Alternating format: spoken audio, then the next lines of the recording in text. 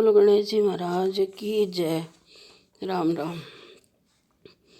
आज हम सुनते हैं सठशिला एकादशी की कथा, जो भविष्य पुराण की कथा में से है। माघ कृष्ण पक्ष की सठशिला एकादशी। बोलो श्री कृष्ण भगवान की जय, राधे रानी की जय, गणेश जी महाराज की जय। राम राम। एक बार पुलस्त्य ऋषि ने दालभ्य ऋषि से पूछा कि हे ब्राह्मण, मृत्युलोक में मनुष्य दूसरों का धन चोरी करता है, दूसरे लोगों से ईर्ष्या करता है तथा ब्रह्म हत्या आदि महान पाप करने पर भी नरक को प्राप्त नहीं होता। इसका क्या कारण है? सो आप कृपा करके मुझे सुनाइए, आपकी बड़ी कृपा होगी। पुलस्त्य ऋषि ने कहा कि हे महाभाग, आपने बड़ा ही गंभीर प्रश्न पूछा है। जिस गूढ़ तत्व को ब्रह्मा, विष्णु और इंद्रादिक भी नहीं जानते हैं उसे सुनो। माघ माह के प्रारंभ से ही मनुष्य को स्नान आदि से सर्वथा शुद्ध रहना चाहिए। काम, क्रोध, मोह, लोभ, ईर्ष्या आदि को त्याग कर इंद्रियों को वश में करके अभिमान छोड़कर भगवान का स्मरण करते रहना चाहिए। और मूल नक्षत्र में स्नान आदि से शुद्ध होकर ऐसा गोबर ले जो जमीन पर न गिरे, उसमें तिल और कपास मिलाकर उपले बनाने चाहिए तथा उन कंडों से 108 बार हवन करे। यदि उस दिन द्वादशी और मूल नक्षत्र हो तो संयम करे। मूल नक्षत्र हो तो संयम के साथ रहना चाहिए। फिर एकादशी जो कृष्ण पक्ष की हो उस दिन व्रत करे और रात्रि को जागरण करे, वह उन कंडों पर हवन करे। इस एकादशी को सठशिला एकादशी कहते हैं। दूसरे दिन धूप दीप नैवेद्य से भगवान का पूजन करना चाहिए और खिचड़ी का भोग लगाकर उसी दिन भगवान कृष्ण का पूजन विधि विधान से करना चाहिए तथा पेठा, नारियल या सुपारी सहित अर्घ्य देकर स्तुति करनी चाहिए। उपरोक्त चीज़ों का अभाव होने पर केवल सुपारी से ही अर्घ्य दे दें। श्री भगवान, आप ऐशरण शरण हो, संसार में डूबते हुए का उद्धार करते हो।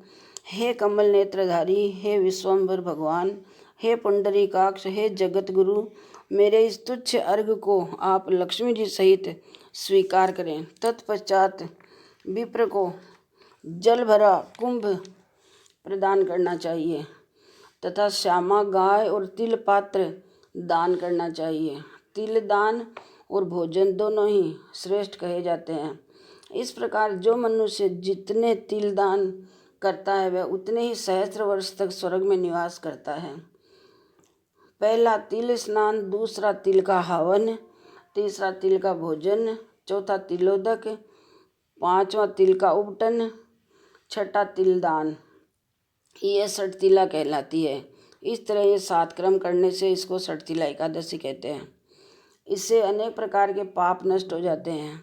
देवर्षि नारद ने कहा कि हे भगवान, आपको मेरा नमस्कार है। हे देव, इस सठशिला एकादशी के व्रत करने से क्या पुण्य होता है सो भी मुझे बताइए।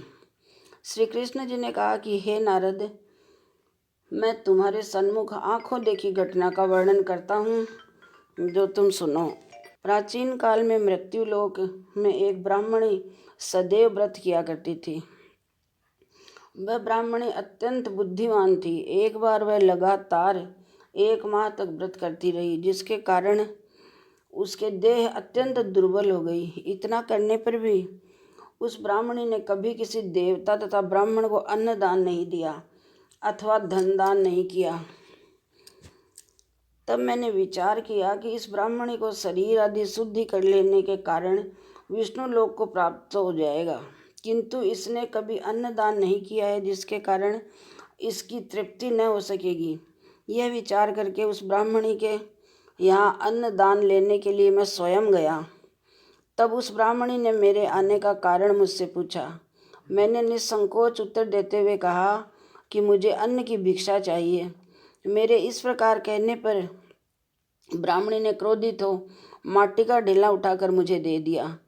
तब मैं उस माटी के ढेले को लेकर स्वर्ग वापस चला आया। कुछ काल के उपरांत वह ब्राह्मणी भी अपने शरीर को त्याग कर स्वर्गलोक में निवास करने को आई। हे नारद, तब उस ब्राह्मणी को माटी का ढेला देने के कारण एक सुंदर ग्रह मिला। उस ब्राह्मणी ने जब अपने उस घर को अन्य वस्तुओं से शून्य देखा तो वह दौड़कर मेरे पास आई और बोली कि हे भगवान, मैंने अनेकों व्रत आदि करके आपकी अत्यंत पूजा की है, फिर भी मेरा घर सभी वस्तुओं से शून्य क्यों है?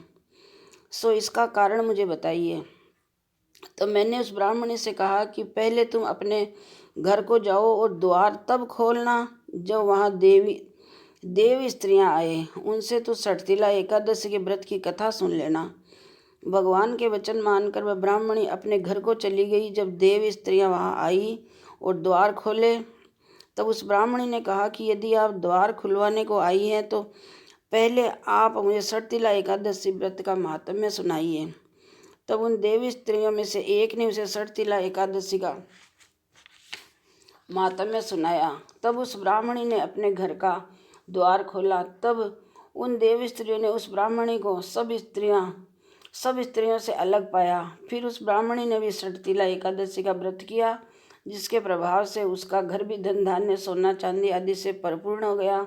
अतः मनुष्य को चाहिए कि मूर्खता को त्याग कर सठतिला एकादशी का व्रत शास्त्रों के विधि विधान के सहित करे। बोलो श्री कृष्ण भगवान की जय। एकादशी माता की जय। अगर आप खोपरा और गुड़ खाएंगे तो आपको बिच्छू की योनि से मुक्ति मिलेगी। और वैसे इस दिन आज तिल, खोए से बनी हुई सामग्री और दूध फल आदि का सेवन करना चाहिए। बोलो गणेश जी महाराज की जय। राम राम।